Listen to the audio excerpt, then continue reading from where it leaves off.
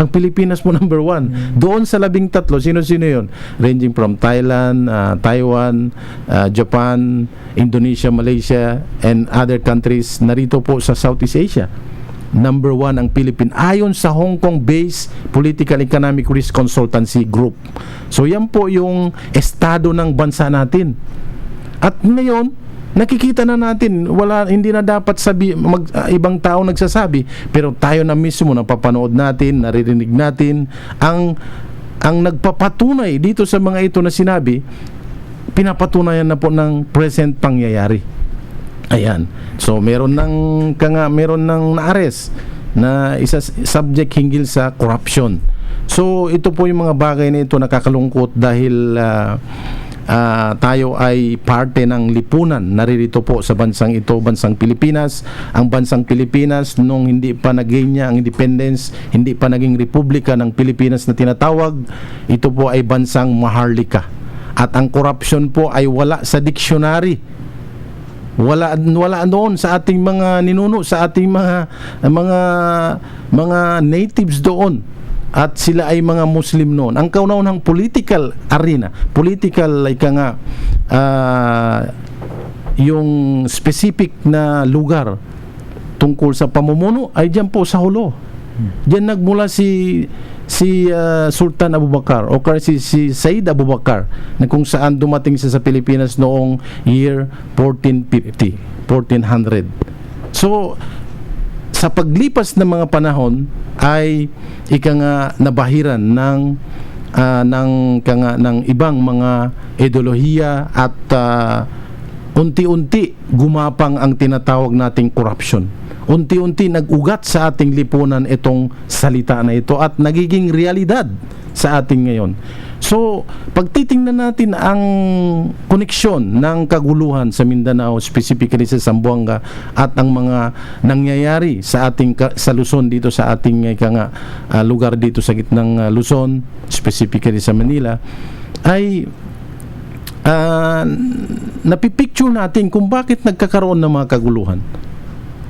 Kung bakit nagkakaroon ng mga ganong kaguluhan. Although, yung kaguluhan na yan sa Mindanao ay mahabang salaysayin. Ito ay nag-ugat pa nung panahon pa ng mga Kastila, hanggang sa mga panahon na ito.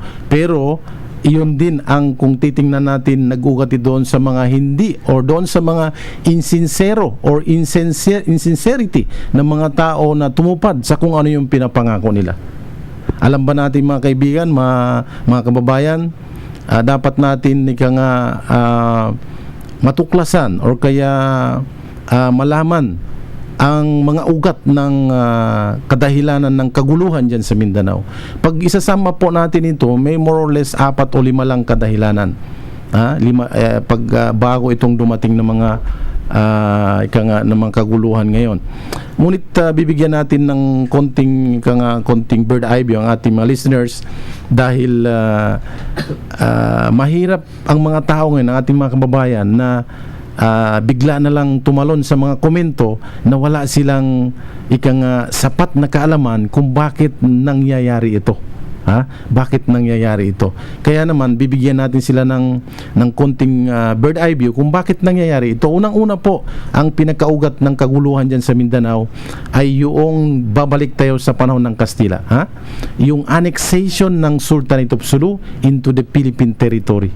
Yun po ang hindi dapat burahin, yun ang hindi dapat makalimutan ng ating mga pinuno, ng ating mga mambabatas, yung annexation of the Sultanate of Sulu into the Philippine territory. Dahil kaya yan paulit-ulit sinasabi nila ng ating mga kamusliman, kapatiran, gusto namin independence dahil inanex yung kanilang lugar ng mga Kastila na which is unlawful.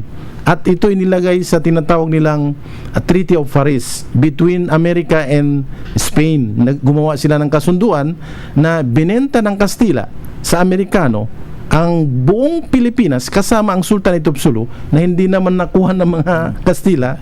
Binenta nila ito ng 20 million or 90 million US dollar. So na-annex na nga nung naging independent ng Pilipinas, siyempre binenta na, akin na, nabenta na yan, binili na namin. So nagain natin ang independence mula sa Amerikano. So in-annex na yung Sultanate of Sulu. So ito po ang isang kadahilanan na dapat pag-usapan. Pangalawa, yun na nga, nagkaroon ng kaguluhan, umupo na yung mga latest na mga presidente at nagkaroon ng Jabida Massacre. Hindi makalimutan ng mga kapatiran natin ito dahil ito'y panahon na ng Presidente Marcos noon at nagkaroon ng yun ang kadahilanan na kaya dapat pag-usapan yung Jabida Massacre na yun ang kadahilanan kung bakit pinanganak, kung bakit nabuo, kung bakit na-conceive ang MNLF at mga ibang organisasyon, armed organization ng ating mga kapatiran Muslim dahil doon sa Jabida Massacre. At yun na nga, na-conceive at nagkaroon ng problema at nagkaroon ng treaty, nagkaroon ng pag-uusap. Noong 1976, humingi ng tulong ang nag-organize ng MNLF, si Nur Miswari sa Tripoli sa kay President Muammar Gaddafi at nagkaroon ng tinatawag na Tripoli Agreement of 1976. Meron bang natupad? Ang tanong natin. Gaano kahabang nanunungkulan si Presidente Marcos? Kung natupad itong mga provisions ng Tripoli Agreement, wala na sigurong problema, wala nang mamanahin ng ibang presidente. Nakaguluhan pa dahil ikaw naman binigyan ka na ng gusto mo, manggulo ka pa. Siyempre kung may kaguluhan, ibig sabihin hindi na tupad yung mga provisions na hiningi sa loob ng 1976 Tripoli Agreement. Okay, minana ng mga ibang presidente. Dumating ngayon ang panahon ng mga late President Cory Aquino